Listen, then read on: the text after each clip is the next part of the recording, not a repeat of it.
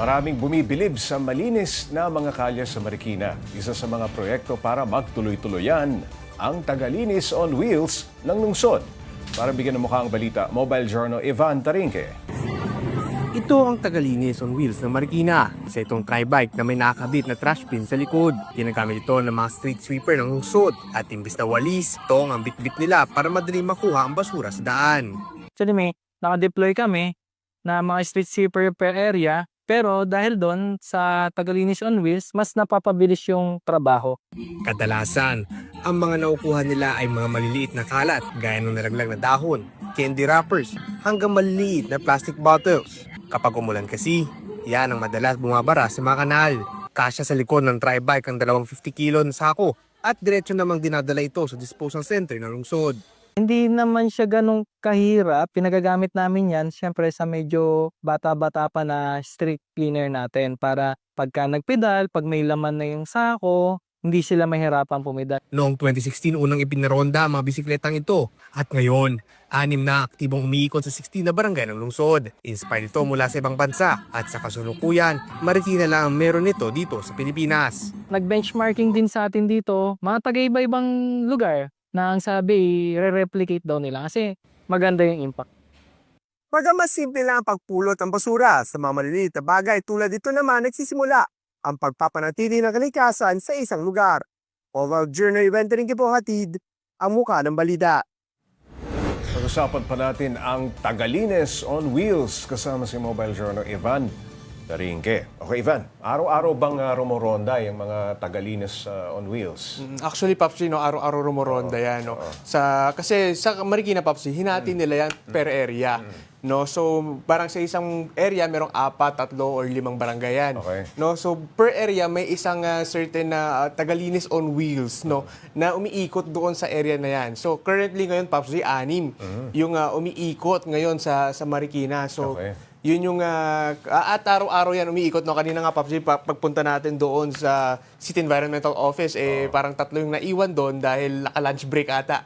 No? Naka-lunch break. Pero yung iba, Papsi, Nagpapahinga. umiikot pa, Oo. Papsi.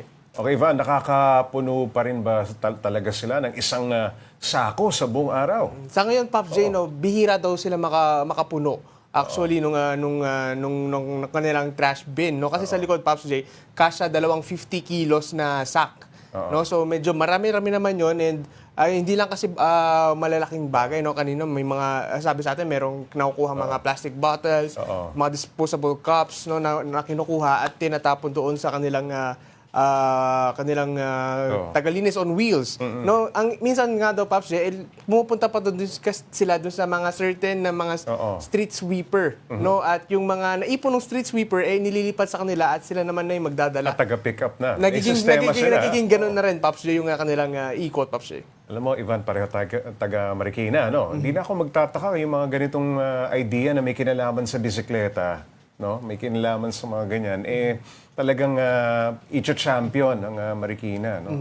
Isa sa mga bicycle-friendliest na city. Pero malinis na, mukhang tipid pa yung ganyang proyekto. Magkano ba yung ganyang setup? Hindi naman kamahalan yan, di ba? Ito kasi, Papsi, nung una daw, parang binild nila, DIY build nila yung kanilang prototype. No? Basically, bumili daw sila ng Japanese bike na Sa mga surplus Sa mga siguro. surplus, Papsi, no, siguro. No? Mura lang yun. Mura lang yun. Parang naglalaro yan around 5,000 to 6,000 lang yan. Baka hindi lang, baka mas mura Tama pa. ka, Papsi. Yung mga surplus, plus finabricate lang nila yung unang box, no, yung sa likod.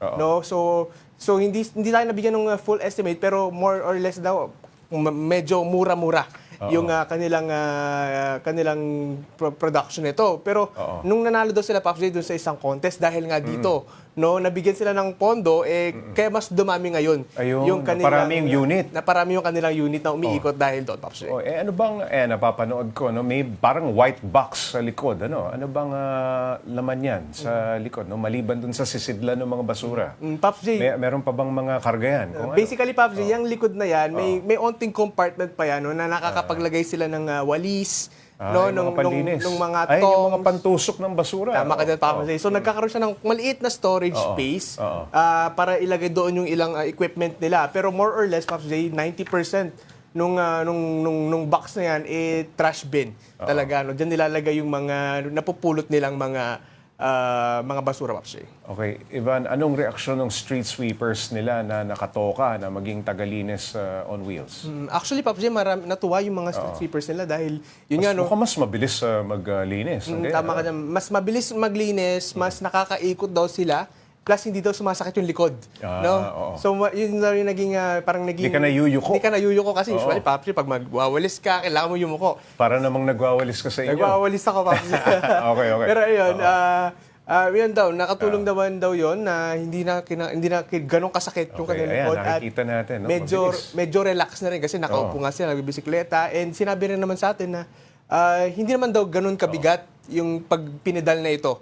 No? So, pero ang preferred pa rin nila is medyo may bata-bata at medyo may kalakasan pa rin yung gumamit ng mga tagalinis on wheels na ito, Pops Jay. Ivan, gaano ba kahigpit ang Marikina LGU sa mga nahuhuling nagkakalat sa Marikina? Tama ka dyan, Pops Jay. No?